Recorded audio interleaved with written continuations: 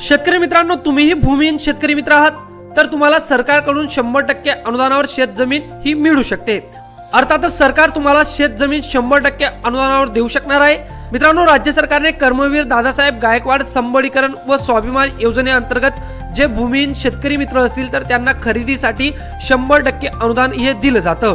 यासाठी पात्रता अटी काय आहेत, निकष काय आहेत आणि महत्त्वाचं म्हणजे तुम्हाला अर्ज घेऊन कुठे जमा करायचा आहे किंवा अर्ज कशा पद्धतीने करायचा आहे याची एकदम सोप्या भाषेत या व्हिडिओच्या माध्यमातून माहिती देणार आहे। त्यासाठी व्हिडिओ शेवटपर्यंत बघा।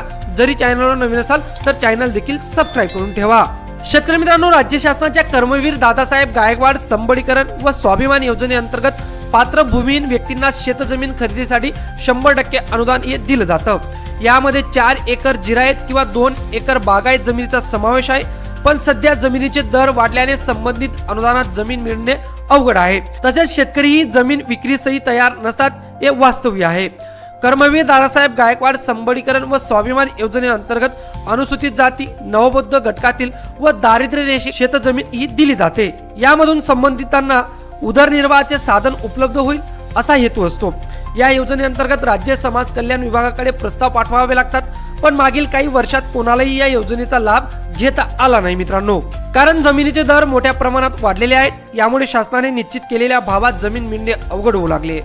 परिणामी अनुदानात वाढ होणेही महत्त्वाचं आहे, तरच या योजनेचा चांगला फायदा होऊ शकतो। त्यामुळे जमीन उपलब्ध झाल्यानंतर शेतजमीन लाभार्थ्यांना मिळणार आहे। आता ही योजना नेमकं काय आहे असा प्रश्न तुमच्या मनात पडला असेल तर भूमिहीन कुटुंबांना जमीन खरेदीसाठी किंवा राबविण्यात येणाऱ्या कर्मवीर दादासाहेब गायकवाड संबळीकरण स्वाभिमान योजनेचा लाभ घेण्यासाठी लाभार्थी अनुसूचित जाती किंवा नवबौद्ध घटकातील असावा।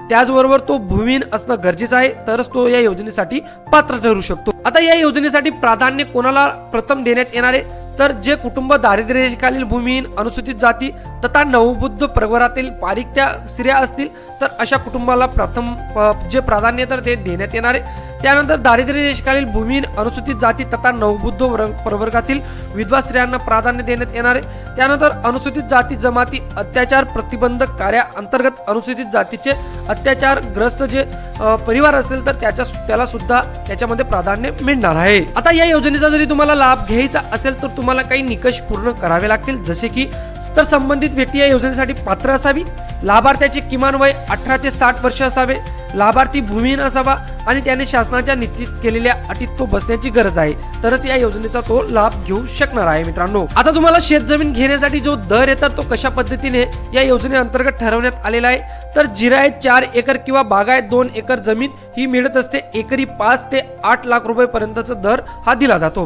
त्यानंतर जिरायतसाठी एकरी 5 लाख दर निश्चित केलेला आहे, बागायत जमीन खरेदीसाठी 8 लाख दर निश्चित केलेला आहे आणि जमिनीचे वाढलेले दर पाहता कोणीही शेतकरी कमी भावात जमीन विक्रीस धजावत नाही मित्रांनो। त्यामुळे ही जी योजना आहे तर ती गेल्या 2-3 वर्षापासून या योजनेअंतर्गत बराच लाभ हा शेतकऱ्यांना मिळालेला नाही। त्यामुळे आता राज्य सरकार याच्यामध्ये जे अनुदानाचा टक्का आहे तर तो राज्य सरकार वाढवणार का हाही महत्त्वाचा मुद्दा आहे। आता या योजनेसाठी तुम्हाला कोणकोणते डॉक्युमेंट्स लागणार आहे तर सक्षम अधिकाऱ्याचा जातीचा दाखला लागणार आहे, त्यानंतर सक्षम अधिकाऱ्याचा उत्पन्नाचा दाखला लागेल, सक्षम अधिकाऱ्याच्या भूमिहीन असल्याबाबत तलाट्याचा दाखला लागेल, विधवा किंवा परित्याग तलाट्याचा दाखला लागेल, त्यानंतर भूमिहीन शेतमजूर असल्याबाबतचा सुद्धा तलाट्याचा दाखला तुम्हाला लागणार आहे। दारिद्र्य रेषा प्रमाणपत्र हे ग्रामसेवकाकडेच असणं गरजेचं आहे। त्यानंतर रेशन कार्डाची छायाप्रत तुम्हाला लागणार आहे आणि अनुसूचित जाती जमाती प्रतिबंधक कायद्याअंतर्गत अत्याचार जरी तो परिवारावर झाला असेल तर त्याचं सुद्धा जे नमुना सर्टिफिकेट आहे तर ते नमुना सर्टिफिकेट तुम्हाला लागणार आहे मित्रांनो। तर एवढे डॉक्युमेंट तुम्हाला या योजनेअंतर्गत लाभ घेण्यासाठी लागतील। आता तुम्हाला प्रश्न पडला असेल की या योजनेसाठी तुम्हाला अर्ज कशा पद्धतीने करायचा आहे, ऑनलाईन पद्धतीने करायचा आहे, ऑफलाईन पद्धतीने करायचा आहे का कुठे जावं लागेल अर्ज करण्यासाठी।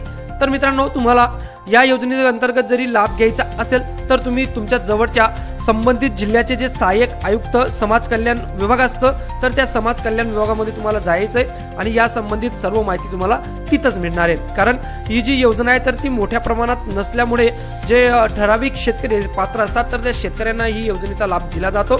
त्यामुळे याची जी अर्ज प्रक्रिया आहे तर ती अर्ज प्रक्रिया ही ग्राउंड लेवललाच ठेवण्यात आलेली आहे। त्यामुळे तुमच्या जवळच्या समाज कल्याण विभागामध्ये जाऊन तुम्ही या संबंधित अधिक इन्क्वायरी करू शकता। तिथून अर्जाचा नमुना घेऊन संबंधित डॉक्युमेंट जोडून तुम्ही तुमचा प्रस्ताव सादर करू शकता शेतकरी मित्रांनो।